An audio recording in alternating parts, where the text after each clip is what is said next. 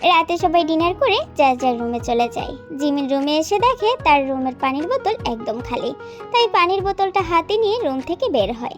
ধীর পায়ে করিডোর দিয়ে হাঁটতেই ছিল। হঠাৎ সুগার রুমের সামনে এসে থেমে যায়। দরজাটা পুরোপুরি বন্ধ নয়, সামান্য ফাঁক হয়ে আছে। ভেতর থেকে মৃদু আলো বের হয়ে করিডোরে পড়ছে। জিমিন একবার দরজার দিকে তাকায়, তারপর আবার হাঁটতে যাবে। ঠিক তখনই ভেতর থেকে সুগার কণ্ঠস্বর ভেসে আসে। না, ও এখনো কিছু জানে না, আমি এখনো কিছু বলিনি। জিমিনের ভুরু কুঁচকে যায়। এত রাতে সুগা কার সঙ্গে কথা বলছে? ও, সে তো আবার ডক্টর মানুষ, তার কাছে কত শত কল আসে। যাকগে, তাতে তার কি? জিমিন মনে মনে এইসব ভেবেও অনিচ্ছে সত্ত্বেও সেখানেই দাঁড়িয়ে থাকে। এখনো বলার সময় হয়নি জিসু, সময় হোক বলবো। আমি চাই না এসব চক্করে পড়ে ওর পড়ালেখার এফেক্ট পড়ুক। কথাগুলো শুনে জিমিন আবারও অবাক হয়। সুগার কথাগুলো শুনে মনে হচ্ছে না ও কোনো পেশেন্টের সাথে কথা বলছে, তাহলে কার সঙ্গে কথা বলছে? নিজের কৌতূহলকে দমিয়ে রাখতে না পেরে সে দরজার কাছে আরে একটু এগিয়ে যায়। ভেতর থেকে আবার সুগার কণ্ঠ ভেসে আসে। আচ্ছা, তোর সাথে না হয় একদিন মিট করিয়ে দিব, তখন দেখে দিস। আর বাকি কথা না হয় সামনাসামনি এসে বলবো। এখন রাখছি। কথাটা শেষ করে সুগা কলটা কেটে দেয়। আর এইদিকে জিমিন দাঁড়িয়ে দাঁড়িয়ে বোঝার চেষ্টা করে সুগা কার সঙ্গে কথা বলছিল, কার ব্যাপারে কথা বলছিল, আর কে কি বা জানে না। তার মাথায় একের পর এক প্রশ্ন ঘুরপাক খাচ্ছে, কিন্তু কোনো প্রশ্নেরই উত্তর খুঁজে পায় না। ঠিক তখনই ভেতর থেকে পায়ের শব্দ ভেসে আসে। মনে হচ্ছে সুগা দরজার দিকে এগিয়ে আসছে। জিমিন সেটা বুঝতে পেরেই দ্রুত সোজা হয়ে দাঁড়ায়। পানির বোতলটা শক্ত করে ধরে এমনভাবে হাঁটতে শুরু করে যেন দেখে মনে হয় সে কিছুই শুনেনি।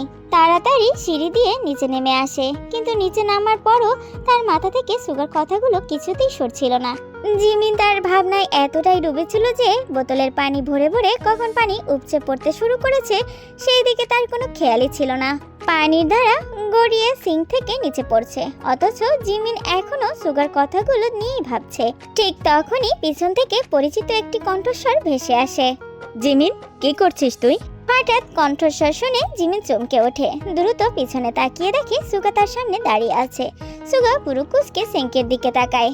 কতক্ষণ ধরে দেখছি পানি পড়ছে, সেই দিকে খেয়াল আছে? জিমিন তাড়াতাড়ি কল বন্ধ করে অপ্রস্তুত হেসে বলে, না, আসলে খেয়াল করিনি। সুগা সন্দেহে ভরা চোখে জিমিনের দিকে তাকায়। কি এত ভাবছিস যে চারপাশের কোনো কিছুতেই মনোযোগ নেই? প্রশ্নটা শুনে জিমিনের বুকটা ধক করে ওঠে।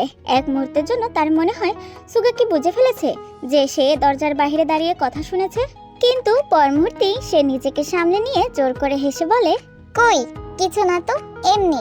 সুগা কয়েক সেকেন্ড তার দিকে তাকিয়ে থাকে, তারপর শান্ত গলায় বলে, তুই একটু আমার রুমে আয় তো, তোর সঙ্গে কিছু কথা আছে। এখন? কেন, কোনো সমস্যা আছে? কথাটা শুনেই হঠাৎ সন্ধ্যার ঘটনাগুলো জিমিনের মনে ভেসে ওঠে।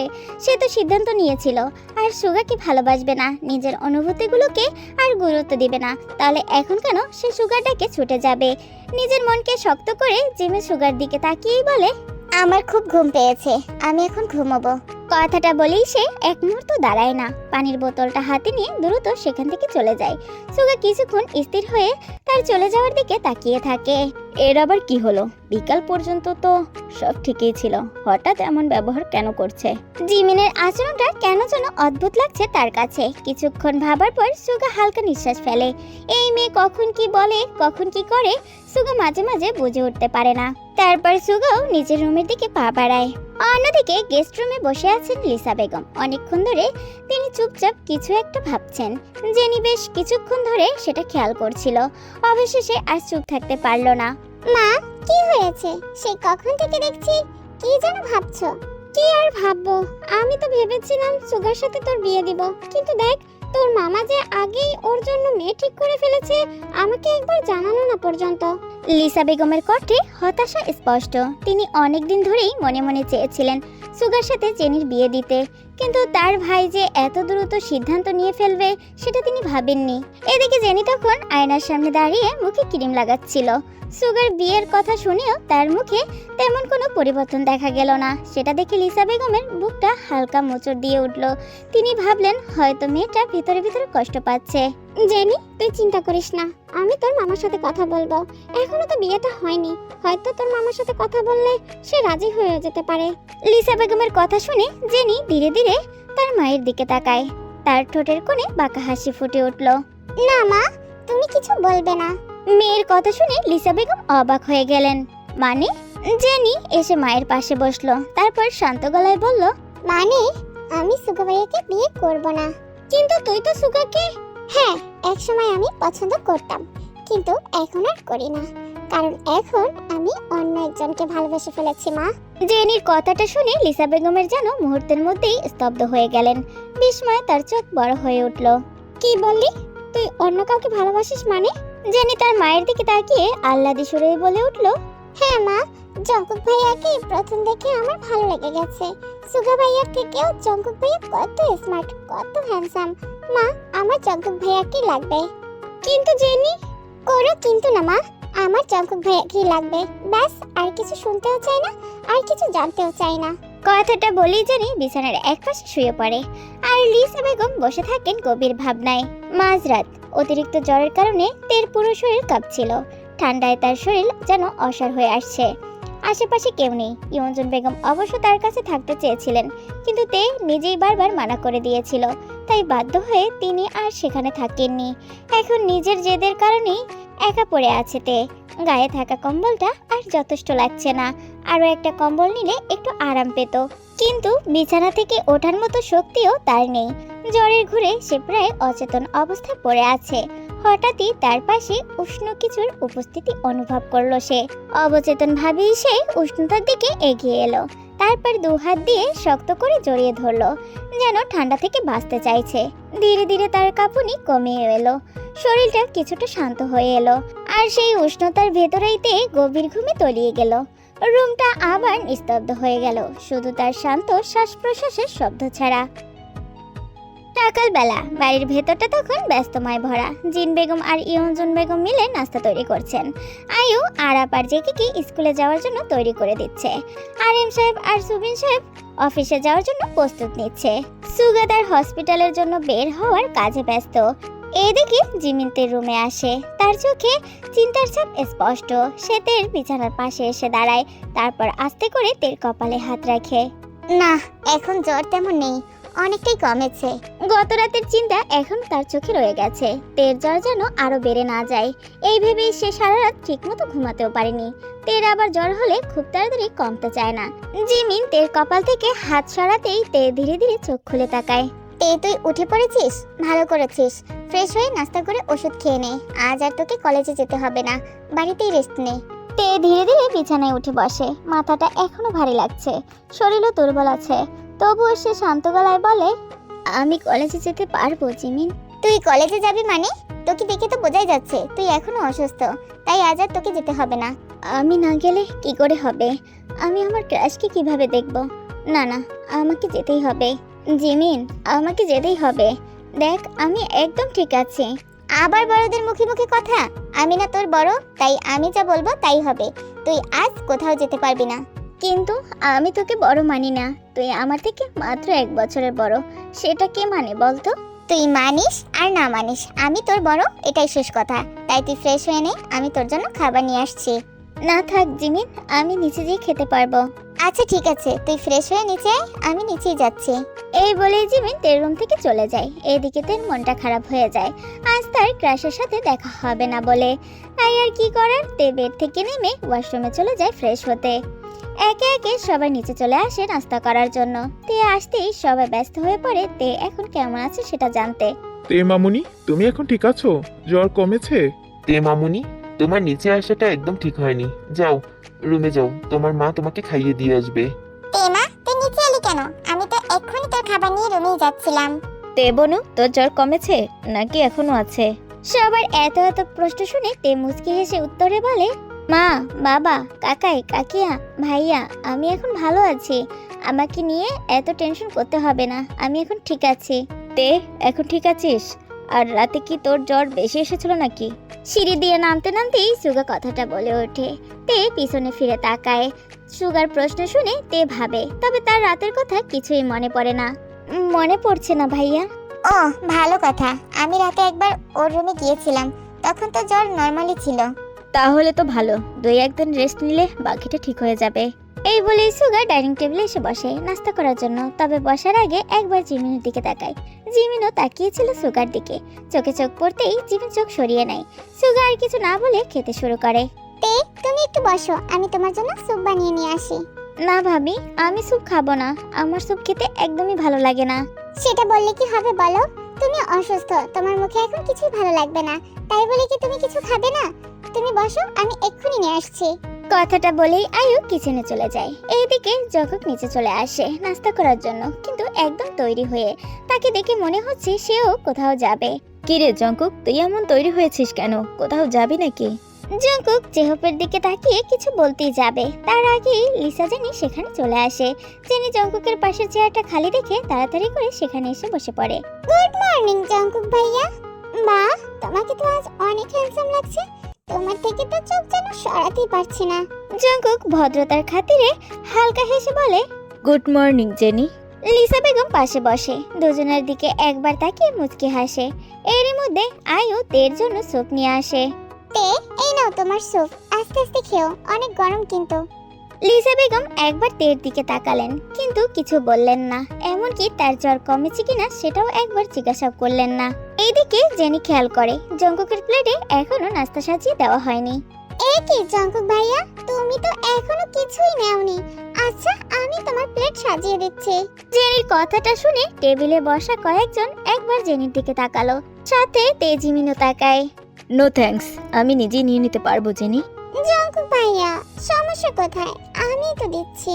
কথাটা বলেই জেনি জঙ্কুকের উত্তরের অপেক্ষা না করে প্লেটের দিকে হাত বাড়ালো। ঠিক তখনই আয়ু জেনির দিক থেকে চোখ সরিয়ে তের দিকে তাকিয়েই বলে, তুমি কিন্তু ছোট বাচ্চা না যে তোমাকে খাইয়ে দিতে হবে, পুরো স্যুপটাই কিন্তু শেষ করবে। ভাবি আমি পুরোটা শেষ করতে পারবো না, একটু বোঝার চেষ্টা করো। কোনো কথা শুনবো না, স্যুপটা শেষ করো। আয়ুর কথা শুনে জিমিন মুচকি মুচকি হাসে, কিন্তু মুখে কিছুই বলে না। এদিকে জেনি ইতিমধ্যেই জঙ্কুকের প্লেটে খাবার তুলে দিতেই যাচ্ছিল। জঙ্কুক ভদ্রভাবে তার হাতটা থামিয়ে দিল। জেনি, বললাম তো আমি নিজেই নিয়ে নিতে পারবো, আর আমি নিজের খাবার নিজে নিতেই অভ্যস্ত। জঙ্কুকের কথাটা শোনা মাত্রই জেনির হাসি হাসি মুখটা মলিন হয়ে যায়। পরিস্থিতি সামাল দেওয়ার জন্য লিসা বেগম দ্রুত বলেন, জেনি, ওকে বিরক্ত করিস না, জঙ্কুকের যা লাগবে ও নিজেই নিয়ে নিবে। আরে আমাদের জঙ্কুক তো ছোট বাচ্চা না যে ওকে খাইয়ে দিতে হবে। ইউপের কথাটা শুনে সবাই খিলখিল করে হেসে উঠল। জেনি জোর করে হাসলো, কিন্তু ভেতরে ভেতরে রাগে ফুঁসতে থাকে। এখানে এত হাসার কি আছে বুঝলাম না। আর জঙ্কুক সে বিষয়টা নিয়ে আর কিছু না বলে নিজের পছন্দ মতো খাবার তুলে খেতে শুরু করলো। লিসা, তোমার কিছু লাগবে বলো, আমি এনে দিচ্ছি। না বড় ভাবি, আমার কিছু লাগবে না। এরপর সবাই নাস্তা করতে শুরু করলো। খেতে খেতেই আরাম সাহেব জঙ্কুকের দিকে তাকিয়ে বললেন, জঙ্কুক বাবা, তুই কি ভেবেছিস? এখন কি করবি? অফিসে যাবি নাকি অন্য কিছু করবি? জঙ্কুক মাত্রই পানির গ্লাসটা হাতে নিয়েছিল। আরাম সাহেবের প্রশ্ন শুনে সে কিছুক্ষণ চুপ করে রইল। তারপর এক চুমুক পানি খেয়ে গ্লাসটা আবারও টেবিলে রেখে দিল। থাক না আরেম, জঙ্কুক তো মাত্রই দেশে এসেছে, কিছুদিন না হয় ঘোরাফেরা করুক, বিশ্রাম নিক, তারপরে যা ইচ্ছা করবে। কাকাই, বাবা কিন্তু ঠিক কথাই বলেছে। জঙ্কুক অনেক বছর পরে দেশে এসেছে, একটু আশেপাশে ঘুরে ফিরে দেখবে না? একবার কাজে ব্যস্ত হয়ে গেলে তারপরে তো আর সুযোগই পাবে না। কি ঠিক বললাম তো জঙ্কুক? হ্যাঁ, সবাই তো তোমার মতো হবে, কাজ পাগল। কাজ ছাড়া তো তুমি কিছুই বোঝো না। আয়ুর কথা শুনে সবাই হাসে। এইদিকে জঙ্কুকও মুচকি হেসে মাথা নাড়ে, তবে মুখে কিছু বলে না। গল্প করতে করতেই তাদের সবার নাস্তা করা শেষ হয়ে যায়। নাস্তা করা হয়ে গেলে যার যার কাজে চলে যায়। জেহব আরাপ আর জেকেকে নিয়ে বের হয়। আরাপ জেকেকে স্কুলে নামিয়ে দিয়ে জেহব অফিসে চলে যাবে। আর এম সাহেব সুবিন সাহেবও তারাও অফিসে চলে যায়। জিমিন ভার্সিটির জন্য রেডি হয়ে নিচে আসে। মা, আমি গেলাম। কথাটা বলেই সে ব্যাগটা কাঁধে নিয়ে বাড়ি থেকে বের হতে যায়।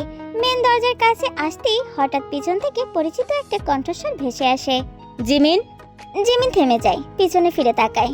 সুগা সিঁড়ি দিয়ে নামছে আর বলছে, আমি তোর ভার্সিটির সামনে দিয়ে যাব, তুই চাইলে আমার সঙ্গে যেতে পারিস, আমি তোকে নামিয়ে দিব। সুগার কথাটা শুনে জিমিন কিছুক্ষণ চুপ করে থাকে। কিছুক্ষণ পর উত্তরে বলে, না লাগবে না, আমি চলে যেতে পারবো।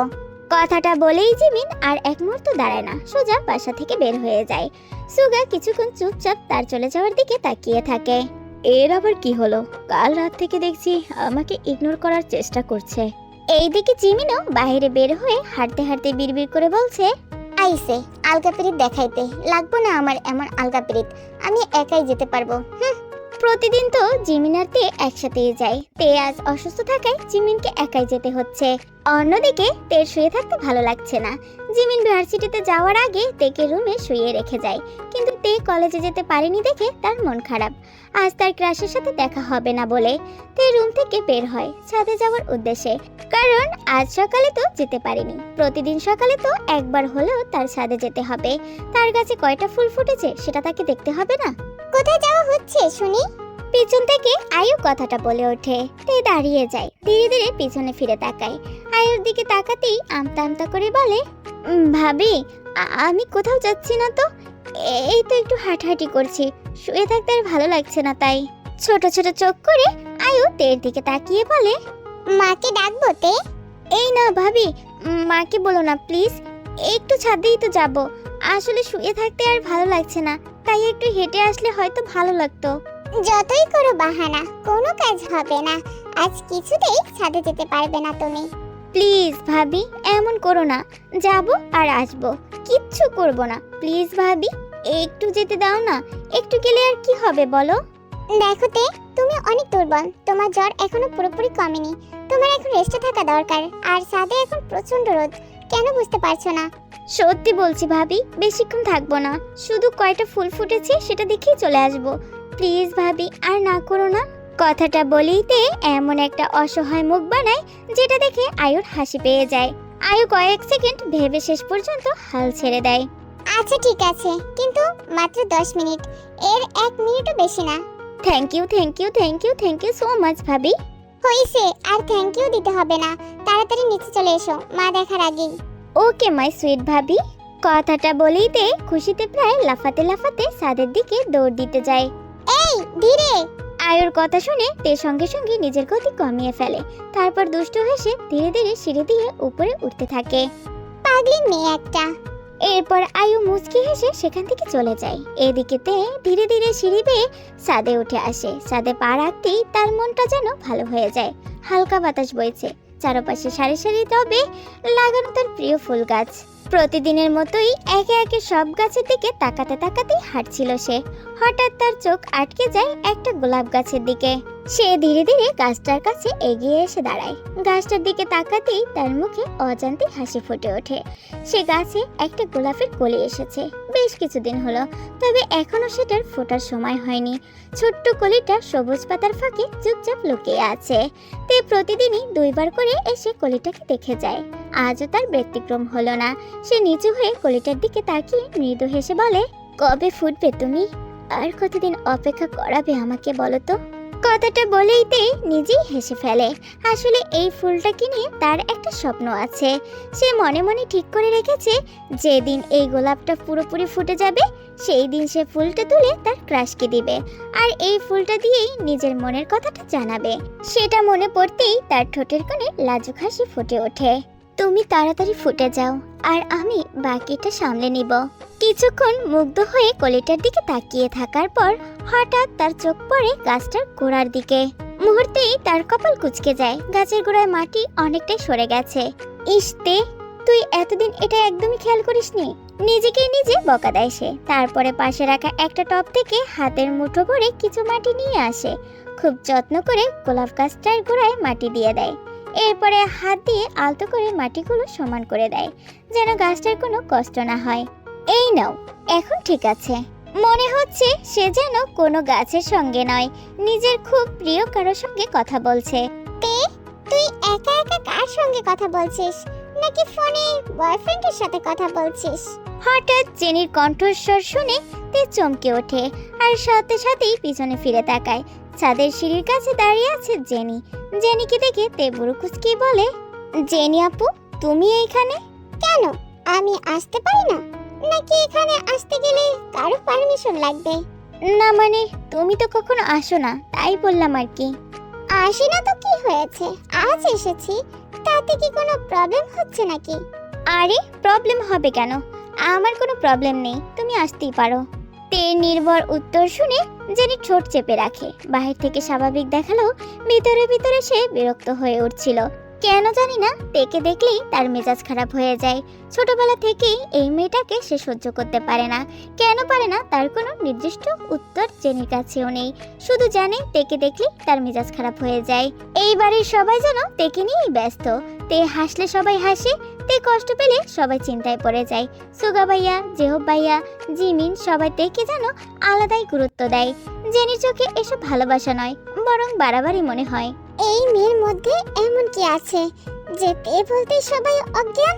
তের সরল হাসিটাও যেন জেনির কাছে বিরক্তকর লাগে, কারণ তে কিছু না করেও সবার মন জয় করে নিয়েছে, আর জেনি সেটাই মেনে নিতে পারছে না। এইদিকে তে আবার গাছের গোড়ায় মাটি আলতো করে সম্মান করতে থাকে। সেটা দেখে জেনির মুখ কুঁচকে যায়। ইস তে, এটা তুই কি করছিস? তে বুড়ো কুঁচকেই জেনির দিকে তাকায় আর বলে, কই কি করলাম আবার জেনি আপু? তুই তোর হাতে এসব কি লাগিয়েছিস? তে নিজের হাতের দিকে তাকায়, তারপর জেনির কথার মানে বুঝতে পেরে মুচকি হেসে বলে, ও তুমি মাটির কথা বলছো? গাছের যত্ন করতে গেলে হাতে একটু মাটি তো লাগবেই। জেনি এমন তার মুখটা করে পৃথিবীর সবথেকে ভয়ঙ্কর জিনিসটা দেখে ফেলেছে। উফ, আমি ভাবতে পারছি না। তুমি ভাববে কি করে? তুমি কি কখনো একটা গাছ লাগিয়েছো, তাদের যত্ন করেছো, গাছের প্রেমে কি কখনো পড়েছো? তুমি এর মূল্য কি করে বুঝবে বলো জেনি আপু? এসব আমার দ্বারা সম্ভব না তে, তুই পারো, তুই কর। আদরে তুলালি, পারবি কি করে? হঠাৎ তের মাথায় একটা দুষ্ট বুদ্ধি আসে, তার ঠোঁটের কোণে হাসি ফুটে ওঠে। জেনি আপু, তুমিও একটু ধরবে নাকি? কি? মাটি। মাটি ধরতে কিন্তু অনেক মজা, আর জানো মাটি ধরলে কিন্তু হাত অনেক সুন্দর হয়ে যায়। তে, তুই সত্যি বলছিস মাটি ধরলে হাত সুন্দর হয়ে যায়? আরে আমি তোমাকে মিথ্যে কেন বলতে যাব, সত্যিই হাত অনেক সুন্দর হয়ে যায়। এই নাও ধরো ধরো, একটু ধরো না। না বাবা, আমাকে মাফ কর। আরে জেনি আপু, একবার ধরেই দেখো না। না না বাবা, আমার হাতের নখ নষ্ট হয়ে যাবে। আমি অনেক টাকা খরচ করে ম্যানিকিউর করিয়েছি, আমি এসব কখনোই ধরবো না। কে বলছে তোমার নখ নষ্ট হয়ে যাবে? কিচ্ছু হবে না, ধরো তো, কিছুই হবে না। কথাটা বলিতে এক মুঠো মাটি হাতে নিয়ে জেনির দিকে বাড়িয়ে দেয়। মাটি নিজের দিকে আসতে দেখে জেনি দুই কদম পিছনে পিছিয়ে যায়। এই এই তে, কাছে আসবি না, বলে দিলাম, কাছে আসবি না। জেনি আপু, তুমি এটা দেখে এমন ভাব করছো মনে হচ্ছে এটা কোনো বিষ। এটা তো শুধু একটু মাটি। তোর কাছে শুধু মাটি মনে হতে পারে, কিন্তু আমার কাছে না। জেনির কথা শুনে তে হো হো করে হেসে ওঠে, আর এইদিকে জেনি বিরক্ত চোখে তার দিকে তাকিয়ে থাকে। এই মেয়েটাকে সে কিছুতেই বুঝতে পারে না, একটু খোসা দিলেও কেমন সহজভাবে নিয়ে নেয়। জেনি তের দিকে তাকিয়ে মনে মনে ভাবে, সবকিছু এত সহজে পেয়ে যায় কিভাবে এই মেয়েটা? সবাই ওকে এত ভালোবাসে কেন, এত গুরুত্ব দেয় কেন? কিন্তু মুখে সেই বিরক্ত প্রকাশ না করে জেনি হঠাৎ তের গলার লকেটটার দিকে তাকায়, তারপর ঠোঁটের কোণে বাঁকা হাসি ফুটে ওঠে। মূলত জেনির ছাদে আসার কারণটাই হলো এই লকেটটা। এই লকেটটা যে জংকুক তের জন্য নিয়ে আসেনি সেটাই বলতে এসেছে জেনি, আর জংকুক যে ওকে ভালোবাসে না সেটাও বুঝিয়ে দিবে। ওয়াও তে, তোর লকেটটা তো অনেক সুন্দর, তোকে তো বেশ মানিয়েছে। জেনির কথা শুনে তে নিজের লকেটটার দিকে তাকিয়ে মুচকি হেসে উত্তরে বলে, জেনি আপু ঠিক বলেছো, তবে কে দিয়েছে সেটা দেখতে হবে না? তের কথায় জেনি এক মুহূর্তে থেমে যায়, তারপর সুযোগ বুঝে আসল কথাটা বলার জন্য মুচকি হেসে বলে, সুগা ভাইয়ের পছন্দ আছে বলতে হবে, কি বলিস তে? তে স্বাভাবিকভাবেই হেসে বলে, দেখতে হবে না ভাইটা কার। কথাটা বলেই তে আবার গাছে পানি দিতে শুরু করে। জেনি কিছুক্ষণ চুপ করে তার দিকে তাকিয়ে থাকে। জেনি মনে মনেই ভাবে, এটা কি হলো? আমি ভেবেছিলাম সুগা ভাইয়ের কথা শুনে ও প্রশ্ন করবে, ও আর জংকুকের মধ্যে একটু দূরত্ব তৈরি হবে, কিন্তু ওর তো কোনো প্রতিক্রিয়াই নেই। তাহলে কি ও আগে থেকেই জানে লকেটটা সুগা ভাইয়া দিয়েছে? জেনির ভিতরে অস্বস্তি তৈরি হয়। সে মূলত এখানে এসেছিলই তে আর জংকুকের মাঝে দূরত্ব সৃষ্টি করতে, কিন্তু সেটা আর হলো কই। এদিকে তের কাছে পানি দেওয়া শেষ হয়, তাই জেনির দিকে তাকিয়ে বলে, আমার কাজ শেষ জেনি আপু, এখন আমাকে নিচে যেতে হবে, না হলে মা আবার বকাবকি করবে। তুমি থাকো, আমি যাই। তে কথাটা বলে আর এক মুহূর্ত দাঁড়ায় না, ছাদ থেকে সোজা নিচে নেমে আসে, ওয়াশরুমে চলে যায় ফ্রেশ হতে। কিছুক্ষণ পর ওয়াশরুম থেকে ফ্রেশ হয়ে বের হয়ে আসতেই তের ফোন বেজে ওঠে। তে ফোনটা রিসিভ করতেই ফোনের ওপাশ থেকে বলে ওঠে, এই পেতনি, আজ তুই কলেজে আসলি না কেন? ফোনের ওপাশ থেকে রোজের চিৎকার শুনে তে একটু ফোনটা দূরে নিয়ে যায়, এরপর ফোনটা আবারও কানের কাছে নিয়ে এসে বলে, আরে শাকচুন্নি, আসতে বল, আমি শুনতে পাই। জানিস আমি কতক্ষণ তোর জন্য অপেক্ষা করছিলাম? জানি রে, কিন্তু কি করব বল, কাল জ্বর এসেছিল, তাই আজ আর কেউ কলেজে যেতে দেয়নি আমাকে। কি বললি, তোর জ্বর এসেছে? হ্যাঁ রে, জ্বর এসেছিল। তার মানে তুই কাল বৃষ্টিতে ভিজেছিলি, তাই তো? হ্যাঁ রে, ভিজেছিলাম, কিন্তু বৃষ্টিতে ভেজার জন্য আমার জ্বর হয়নি, জ্বর তো হয়েছে ওই রাক্ষসটার জন্য। রাক্ষসটার জন্য মানে? তোদের বাড়িতে আবার রাক্ষস আসলো কোথা থেকে তে? আরে আছে আছে, একটা কালো রাক্ষস আছে, কালই বাড়িতে এসেছে। এখন এসব কথা বাদ দে না, কাল কলেজে এসে সব বলবো। এখন বল না, ও কি এসেছে? তোমার উনি এসেছে, হোয়াইট কালারের একটা শার্ট পরে এসেছে, দেখতে না দারুণ লাগছে। ইস, আমি মিস করলাম, ওকে সাদা শার্টে দারুণ লাগে। আমার এখন খুব দেখতে ইচ্ছা করছে রোজ। এই ভালো কথা, ওর দিকে আবার কেউ নজর দেয়নি তো? আরে না, কেউ নজর দেয়নি, সবাই জানে সে শুধু তোর। কারো চোখ তুলে তাকানোর সাহস আছে বল? চোখ তুলে তাকাবে মানে? তার চোখ আমি তুলে নিব। আচ্ছা শোন না, তোকে একটা কথা বলার জন্য কল করেছি। আমি না প্রেমে পড়েছি। মানে? তুই আবার কার প্রেমে পড়েছিস? ওর প্রেমে আবার পড়িসনি তো? এসব কি বলছিস তে? আমি কেন তার প্রেমে পড়তে যাব? আমি তো নতুন। তে, এই তে, দরজাটা একটু খোল তো। রোজের আর পুরো কথাটা তে শুনতে পায় না, তার আগেই ইমনজন বেগম দরজায় নক করে। রোজ, আমার মা এসেছে, কাল তোর সাথে কলেজে এসে কথা বলবো, এখন রাখছি। কথাটা বলিতে কলটা কেটে দেয়। তে তে, আমার কথাটা শোন না। যা, কলটা কেটে দিল। আচ্ছা, কাল তো তুই কলেজে আসবে, তখন না হয় বলবো। এরপরে রোজ খুশি মনে ফোনটা ব্যাগে রেখে দেয়, নাচতে নাচতে আবারও ক্লাসে চলে যায়। এইদিকে তে দরজা খুলে দেয়, ইমনজন বেগম ভিতরে আসেন। কি করছিলি রে? সেই কখন থেকে দরজায় নক করছি? তেমন কিছু না মা, রোজের সাথে কথা বলতেছিলাম। তের কথা শুনে ইমনজন বেগম ভিতরে এসে বিছানার পাশে বসে। তেও তার পাশে এসে বসে। তারপর তের কপালে হাত রেখে দেখেন তের জ্বর আছে কিনা। জ্বর তো এখন অনেকটাই কম, কিন্তু তুই আবার ছাদে গিয়েছিলি কেন? তে সঙ্গে সঙ্গে চোখ বড় বড় করে ফেলে। মা, তুমি কি করে জানলে? আমার মেয়ে তুই, আর আমি জানবো না তুই কোথায় যাস, কি করিস? তোর খবর আমি জানবো না তো কে জানবে? ভাবি বলে দিয়েছে, তাই না? তের কথা শুনে ইমনজন বেগম মুচকি হেসে বলেন, না তে, আয়ু বলেনি। আমি আরো একবার এসেছিলাম তোর রুমে, এসে দেখি তুই নেই, আর তাতেই বুঝে গেছি তুই এখন কোথায় যেতে পারিস। আমি তো একটু আমার গাছগুলোকে দেখতে গিয়েছিলাম মা। সেটা আমি জানি, তাই বলে তোকে এই দুপুরবেলা যেতে হবে? বিকালে গেলে হতো না? মুখে কিছু না বলে মুচকি হেসে ইমনজন বেগমের কোলে মাথা রেখে শুয়ে পড়ে। কি করব বলো মা, সকালে যেতে পারিনি, তাই গাছগুলোকে না দেখলে আমার একদমই ভালো লাগে না। ইমনজন বেগম মেয়ের চুলে আলতো করে হাত বুলিয়ে দিতে দিতেই বলেন, পাগলি মেয়ে, এখন মায়ের কাছে আদর খেলে হবে? ফ্রেশ হয়ে দুপুরে খাবার ওষুধ খেতে হবে না বুঝি? পরে খাবো, তুমি এখন আমার মাথায় হাত বুলিয়ে দাও তো।